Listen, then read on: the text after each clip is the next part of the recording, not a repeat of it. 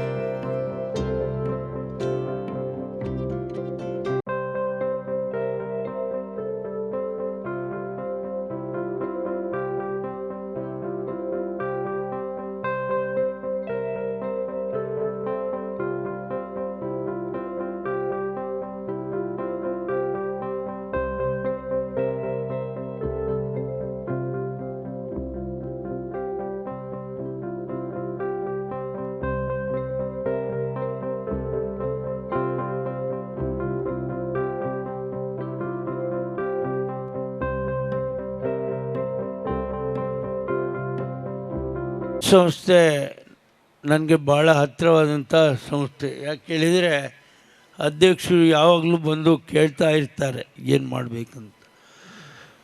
ಇವತ್ತಿನ ದಿವಸದಲ್ಲಿ ಜನರ ಬೆಳವಣಿಗೆಗೆ, ಗ್ರಾಮದ ಅಭಿವೃದ್ಧಿಗೆ ಸಹಕಾರಿ ಕ್ಷೇತ್ರ ಇಲ್ಲದೆ ಸಾಧ್ಯವೇ ಇಲ್ಲ. ಐವನ್ ಡಿಸೋಜರವರು ಒಂದು ಮಾತು ಹೇಳಿದರು, ನಮ್ಮ ಜಿಲ್ಲೆ ವಾಣಿಜ್ಯ ಬ್ಯಾಂಕುಗಳ ತವರೂರು ಅಂತ ಹೇಳಿದರು. ಸುಮಾರು ರಾಷ್ಟ್ರೀಕೃತ ಬ್ಯಾಂಕುಗಳು ಹುಟ್ಟಿದಂಥ ಜಿಲ್ಲೆ, ದೇಶದಲ್ಲಿ ಅತಿ ಹೆಚ್ಚು ವಾಣಿಜ್ಯ ಬ್ಯಾಂಕುಗಳು ಹುಟ್ಟಿದಂಥ ಜಿಲ್ಲೆ ಅವಿಭಜಿತ ದಕ್ಷಿಣ ಕನ್ನಡ ಜಿಲ್ಲೆ ಹೌದು. ಆದರೆ ಇವತ್ತು ಏನಾಗಿದೆ ಹೇಳಿದರೆ ಒಂದೊಂದೇ ಬ್ಯಾಂಕುಗಳು ಕಾಣಲಿಕ್ಕೆ ಸಿಗ್ತಾ ಇಲ್ಲ. ಸಿಂಡಿಕೇಟ್ ಬ್ಯಾಂಕಿನ ಬೋರ್ಡೇ ಇಲ್ಲ, ಕಾರ್ಪೊರೇಷನ್ ಇಲ್ಲ. ವಿಜಯ ಬ್ಯಾಂಕ್ ಹಲವು ಮಂದಿಗೆ ಇಲ್ಲಿಗೆ ಉದ್ಯೋಗ ಕೊಟ್ಟಂಥ ವಿಜಯ ಬ್ಯಾಂಕ್ ಕೂಡ ಇಲ್ಲ. ಕರ್ನಾಟಕ ಬ್ಯಾಂಕ್ ಇದೆ, ಕೆಲವು ಬ್ಯಾಂಕ್ ಇದೆ, ಕೆನರಾ ಬ್ಯಾಂಕ್ ಇದೆ. ಇವರೆಲ್ಲ ಮರ್ಜಿ ಹಾಕ್ಕೊಂಡು ವಿಲೀನಗೊಳ್ತಾ ಇದ್ದಾರೆ, ಸಂಕುಚಿತಗೊಳ್ತಾ ಇದ್ದಾರೆ. ನಾವು ಸಹಕಾರಿ ಕ್ಷೇತ್ರ ದಿವಸ ಒಂದೊಂದು ಗ್ರಾಮದಲ್ಲಿ ಒಂದೊಂದು ಸಂಘದ ಶಾಖೆಯನ್ನು ಮಾಡಿಕೊಂಡು ಹೊಸ ಕಟ್ಟಡ ಮಾಡಿಕೊಂಡು ಜನರ ಬಳಿಗೆ ಹೋಗ್ತಾ ಇದ್ದೆವು. ಒಂದು ವಾಣಿಜ್ಯ ಉದಾಹರಣೆಗೆ, ಸಣ್ಣ ಉದಾಹರಣೆ ಅಧ್ಯಕ್ಷರೇ, ಒಂದು ವಾಣಿಜ್ಯ ಬ್ಯಾಂಕಿನ ಶಾಖೆ ಉದ್ಘಾಟನೆ ಆದರೆ ಸೂಟ್ ಬೂಟ್ ಹಾಕ್ಕೊಂಡವ್ರು ಬಿಟ್ಟರೆ ಯಾರೂ ಇರುವುದಿಲ್ಲ. ಇವತ್ತು ನೋಡಿ ಗ್ರಾಮದ ಜನ ಎಲ್ಲ ಬಂದು ಸೇರಿದ್ದಾರೆ. ಯಾಕೆ? ಇದು ನಮ್ಮ ಸಂಸ್ಥೆ, ನಮ್ಮ ಅಭಿವೃದ್ಧಿಗೆ ಸಕಾಲದಲ್ಲಿ ಸೇವೆ ಕೊಡುವಂಥ ಸಂಸ್ಥೆ ಅನ್ನುವಂಥ ದೃಷ್ಟಿಕೋನದಿಂದ ನಾನು ಈ ಸಂಸ್ಥೆ ಬಗ್ಗೆ ಕೂಡ ತಿಳ್ಕೊಂಡಿದ್ದೇನೆ ಹತ್ತಿರದಿಂದ. ಯಾಕೆ ಹೇಳಿದರೆ ಮಂಗಳೂರಿನಲ್ಲಿ ಇರುವಂಥ ಸಂಸ್ಥೆ ಸುಮಾರು 8 ಗ್ರಾಮಗಳ ವ್ಯಾಪ್ತಿಯಲ್ಲಿ ಕಾರ್ಯವ್ಯಾಪ್ತಿಯನ್ನು ಮಾಡಿಕೊಂಡು ಕೆಲಸ ಮಾಡ್ತಾಯಿದ್ದೆ. ಇವತ್ತು ನಾಗೋರಿ ಸೌಧ ಸುಮಾರು 1 ಕೋಟಿಗೂ ಮಿಕ್ಕಿ ಈ ಕಟ್ಟಡವನ್ನು ಕಟ್ಟಿದ್ದಾರೆ.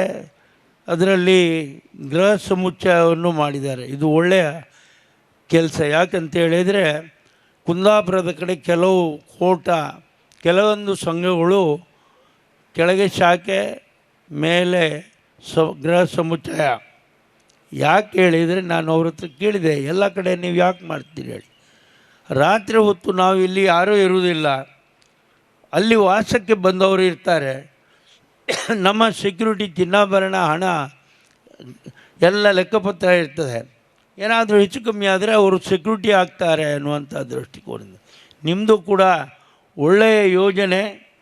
ನೀವು ಇದೇ ರೀತಿಯಾಗಿ ಮುಂದುವರಿಸ್ಕೊಂಡು ಹೋದರೆ ನನ್ನ ಸಂಪೂರ್ಣ ಸಹಕಾರ ಕೂಡ ಕೊಡ್ತೇನೆ. ಅದನ್ನು ಉಲ್ಲಂಘನೆ ಮಾಡಿ ಬಂದಿದ್ದೇನೆ. ಅಂದರೆ ಮಾತಾಡಬೇಕಾದವರು ಎನ್ ರಾಜೇಂದ್ರ ಕುಮಾರ್ ಅವರು.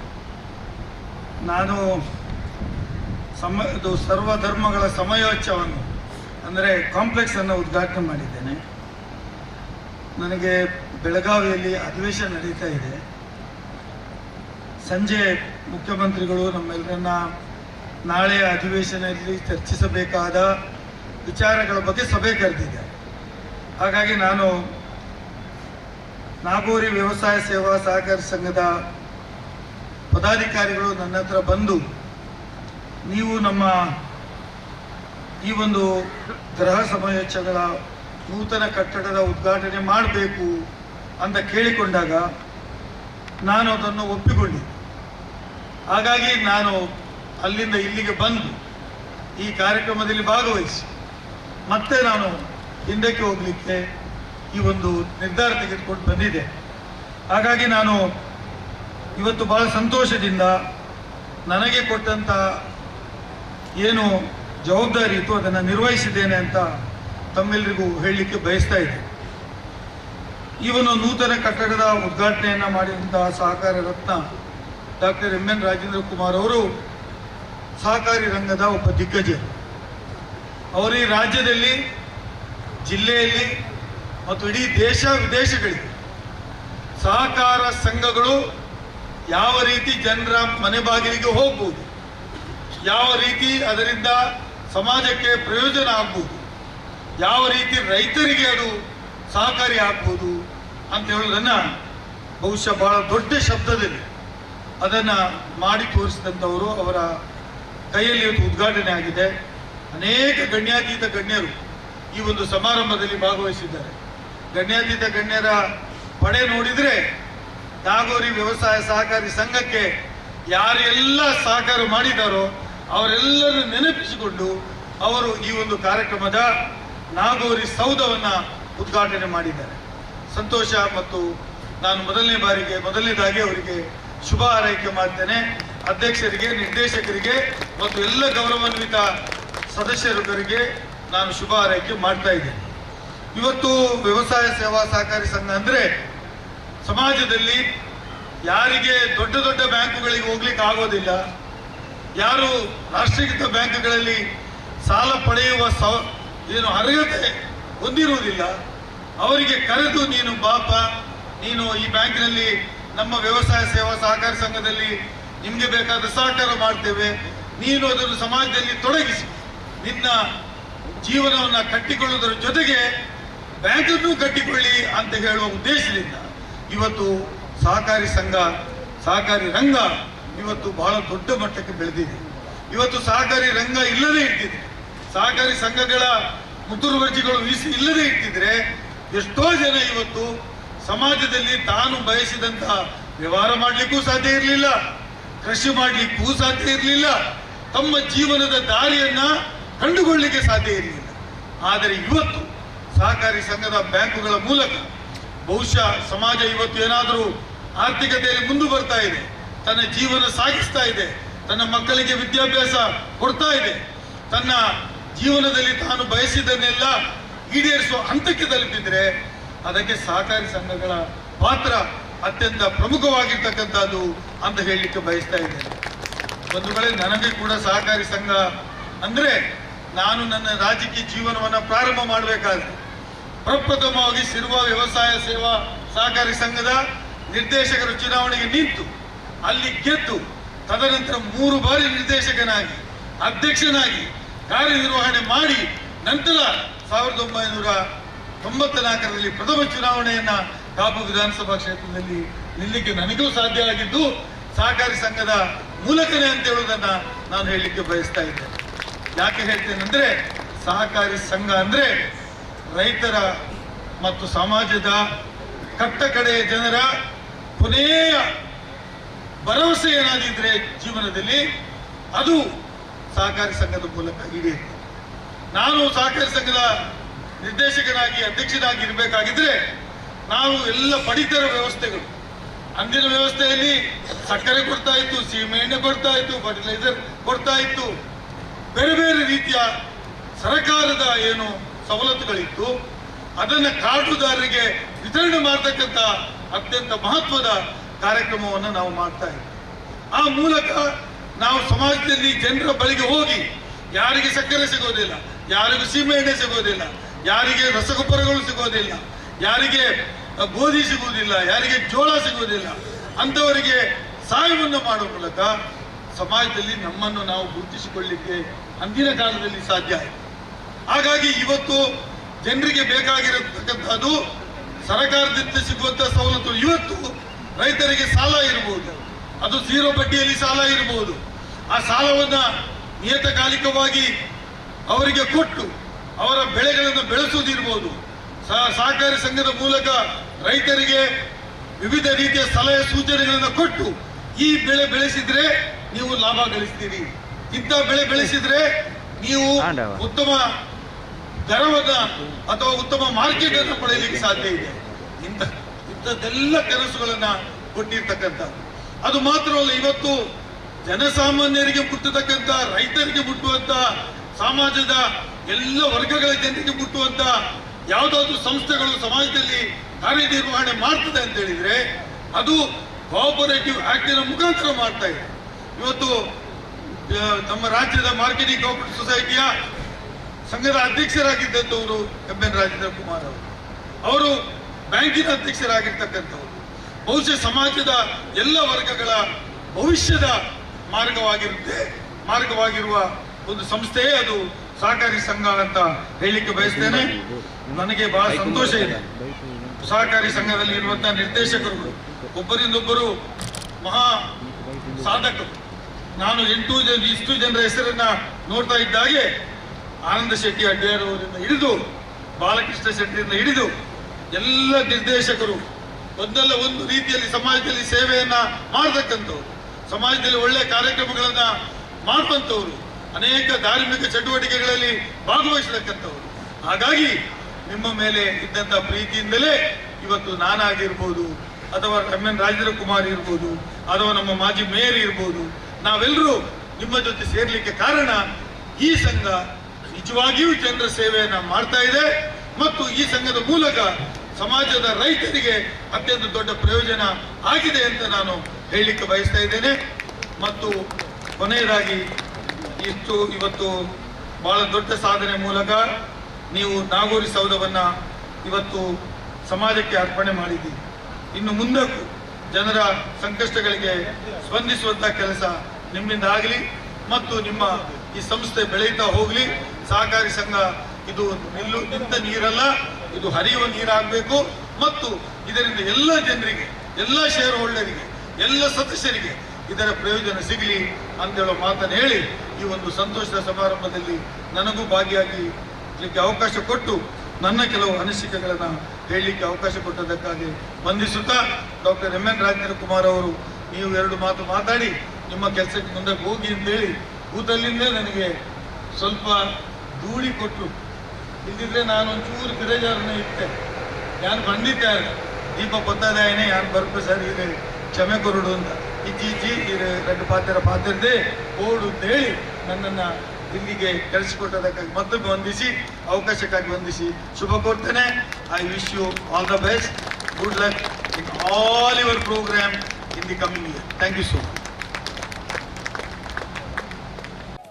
ಈ ಬಗ್ಗೆ ಕ್ಷಮೆ ಇರಲಿ ಅಧ್ಯಕ್ಷರೇ, ಕಿಂಚಿತ್ತು ಸುಳಿವನ್ನು ನೀಡದೆ ಸಿಬ್ಬಂದಿಗಳು ಆಯೋಜನೆ ಮಾಡಿರ್ತಾರೆ. ಹಾಗಾಗಿ ಸಣ್ಣ ಪುರಸ್ಕಾರವನ್ನು ದಯವಿಟ್ಟು ತಾವುಗಳು ದೊಡ್ಡ ಮನಸ್ಸು ಮಾಡಿ ಸ್ವೀಕಾರ ಮಾಡಬೇಕು. ವೇದಿಕೆ ಮೇಲೆ ಅವರ ಧರ್ಮಪತ್ನಿ ಕೂಡ ಉಪಸ್ಥಿತಿ ಇದ್ದಾರೆ. ಹಾಗಾಗಿ ಇವರ ಕಾರ್ಯಪ್ರವೃತ್ತಿಯಲ್ಲಿ ಪ್ರತಿ ಬಾರಿಯೂ ಕೂಡ ಜೊತೆಗಿರುವಂತಹ ವ್ಯಕ್ತಿತ್ವ ಶ್ರೀಮತಿಯವರದ್ದು. ಹಾಗಾಗಿ ಅವರಿಗೂ ಕೂಡ ಅವರ ಉಪಸ್ಥಿತಿಯನ್ನು ಕೂಡ ಗೌರವಿಸ್ತಾ ಇದ್ದೇವೆ. ಎಲ್ಲ ಸನ್ಮಾನ ಕೂಡ ಅವರಿಗೂ ಕೂಡ ಸಲ್ತದೆ. ಹಾಗಾಗಿ ಅವರಿಗೂ ಕೂಡ ವಿಶೇಷವಾಗಿ ವಂದನೆಯನ್ನು ಸಲ್ಲಿಸುತ್ತಾ ಕಾರ್ಯಕ್ರಮವನ್ನು ಮುಂದುವರಿಸ್ತಾ ಇದ್ದೇನೆ. ಮತ್ತೊಮ್ಮೆ ಜೋರಾದ ಕೈ ಚಪ್ಪಳಿಯೊಂದಿಗೆ ಹಿರಿಯರಿಗೆ ವಂದನೆಯನ್ನು ಸಲ್ಲಿಸುತ್ತಾ ಮತ್ತೊಂದು ಅಧ್ಯಕ್ಷರಿಗೆ ದತ್ತ ಭಕ್ತರು ಮಂಗಳೂರು ಇವರ ಗುರುಗಳಾದ ಚಿಂತಾಮಣಿ ಮಹಾರಾಜ್ ಗಾನಗಾಪುರ ಇವರ ಆದೇಶ